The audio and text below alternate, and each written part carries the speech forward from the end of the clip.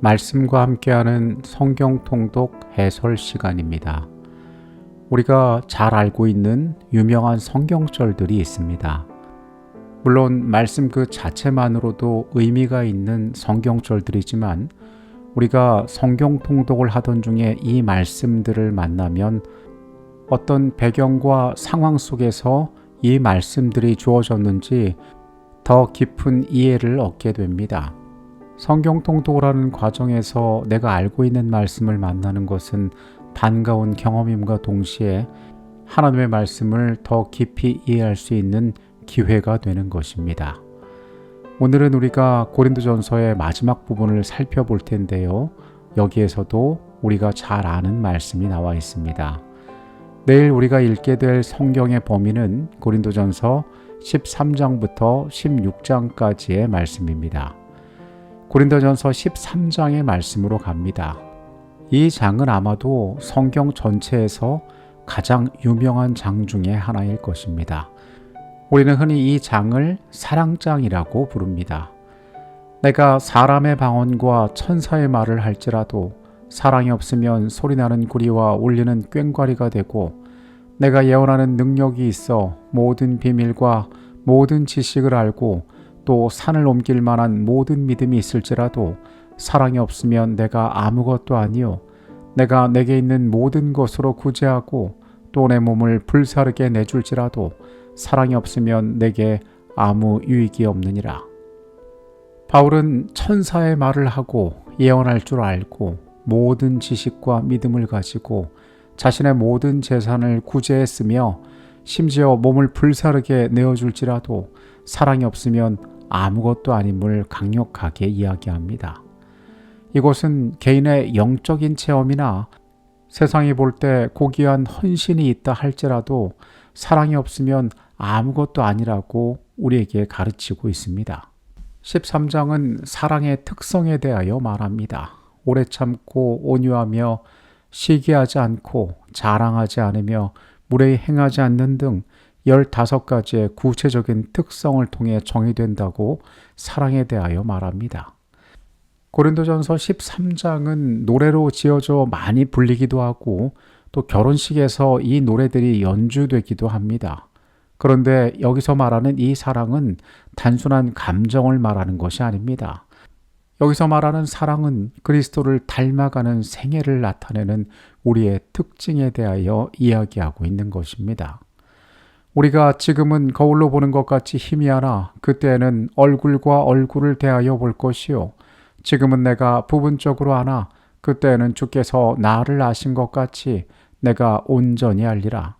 그런즉 믿음, 소망, 사랑 이 세 가지는 항상 있을 것인데 그 중에 제일은 사랑이라. 그리스도의 온전한 나라, 영원한 나라가 이 땅에 도래하면 지금 우리가 가지고 있는 부분적인 지식이나 또 이 땅에서 필요한 은사들은 더 이상 의미 없는 것이 될 것임을 이야기하고 그중 사랑이 남을 것임을 이야기하고 있습니다. 14장의 말씀으로 갑니다. 14장의 말씀은 교회 공동체의 질서를 세우기 위하여 예언과 방언이라는 두 가지 은사를 비교하고 있습니다. 사랑을 추구하며 신령한 것들을 사모하되 특별히 예언을 하려고 하라. 방언을 말하는 자는 사람에게 하지 아니하고 하나님께 하나니 이는 알아듣는 자가 없고 영으로 비밀을 말함이라. 바울은 사랑을 추구하고 영적인 은사를 사모하되 특히 예언하기를 힘쓰라고 권하고 있습니다. 예언은 다른 사람에게 덕을 세우고 권면하고 위로하는 은사라고 소개합니다.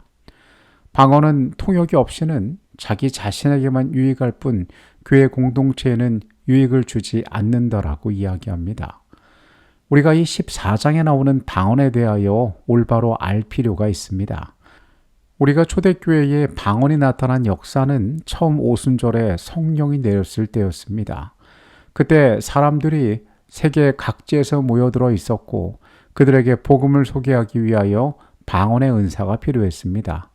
그때 나타난 이 은사는 외국어를 말할 줄 아는 능력이 방언의 은사로 나타났던 것입니다. 그런데 여기 14장에 나오는 방언의 은사는 거기에 나왔던 외국어를 말하는 능력과는 차이가 있는 것 같습니다.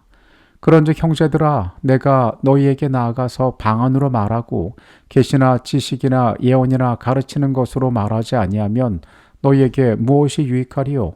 혹 필이나 검은고와 같이 생명 없는 것이 소리를 낼 때에 그 음의 분별을 나타내지 아니하면 필이 부는 것인지 검은고 타는 것인지 어찌 알게 되리요?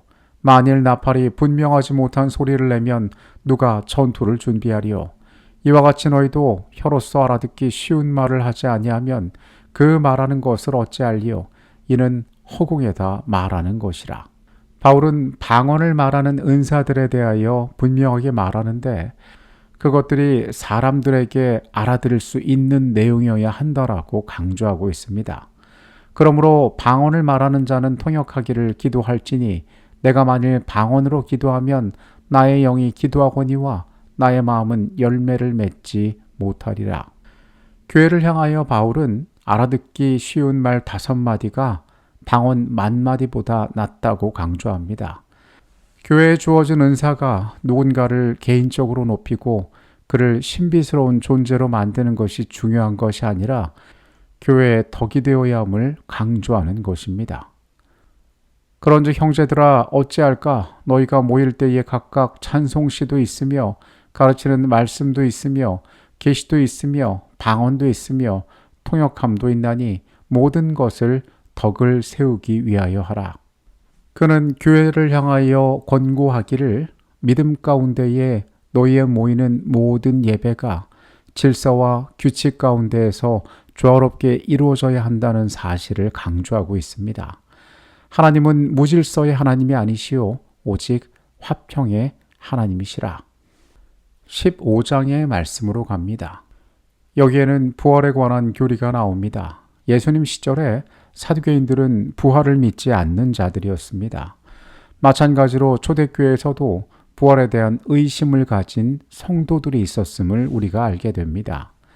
내가 받은 것을 너희에게 전하였노니 이는 성경대로 그리스도께서 우리 죄를 위하여 죽으시고 장사 지낸 바 되셨다가 성경대로 사흘 만에 다시 살아나사 게바에게 보이시고 후에 12 제자에게와 그 후에 500여 형제에게 일시에 보이셨나니 그 중에 지금까지 대다수는 살아있고 어떤 사람은 잠들었으며 그 후에 야고보에게 보이셨으며 그 후에 모든 사도에게와 맨 나중에 만삭되지 못하여 난 자 같은 내게도 보이셨느니라.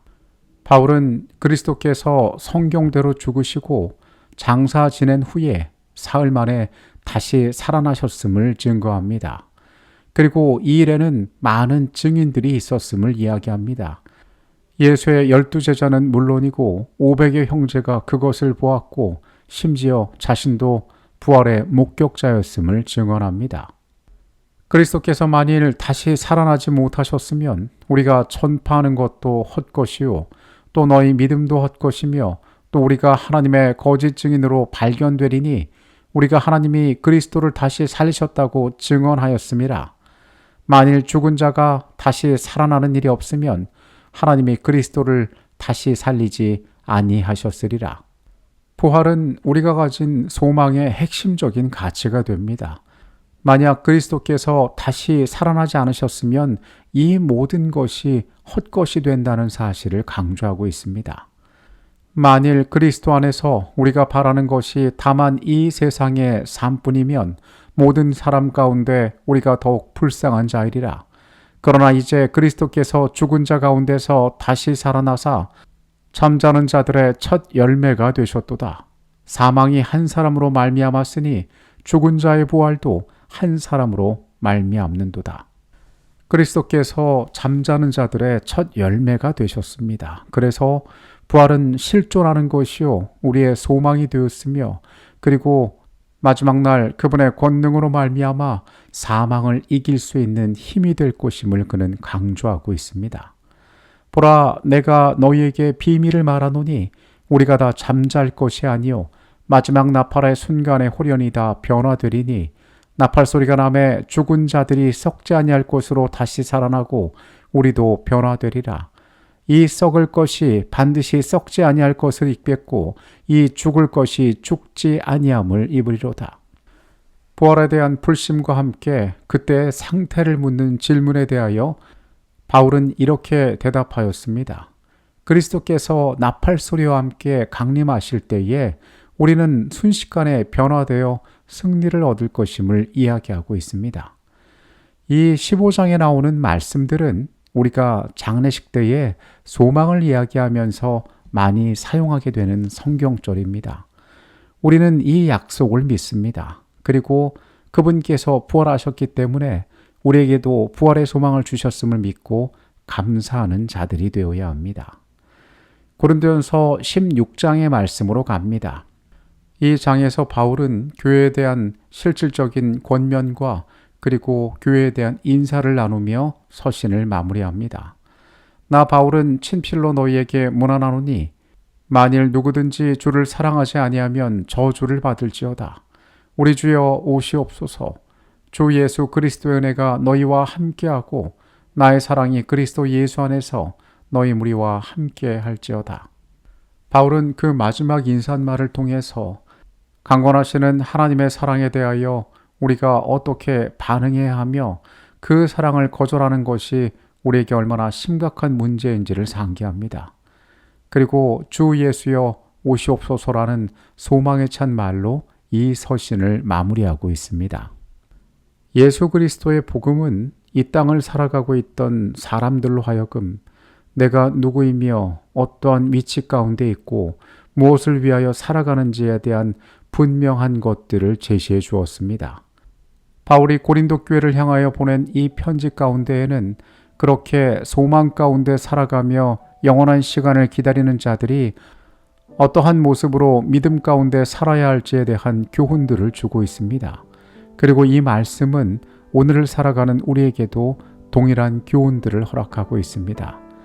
여러분, 우리의 모습들을 돌아보고 소망 안에서 다시 오실 예수 그리스도를 기다리며 살아가게 되시기를 바라겠습니다. 모두에게 평안한 밤 되기를 간절히 원합니다. 내일 고린도 후서의 말씀으로 돌아오도록 하겠습니다. 기도하시겠습니다. 예수 그리스도로 말미암아 우리 안에 두신 소망을 우리가 확신으로 붙잡게 하여 주시옵소서. 우리의 매일의 삶이 결코 쉽지 않음을 주님께서 잘 아십니다. 우리에게 확신을 더하게 하시고 소망 가운데 인내하는 법들을 배우게 하여 주시옵소서. 다시 오실 주님을 오늘도 우리가 기다립니다. 그 소망 가운데 우리가 위로받게 하여 주시옵소서. 예수 그리스도 이름으로 기도합니다. 아멘.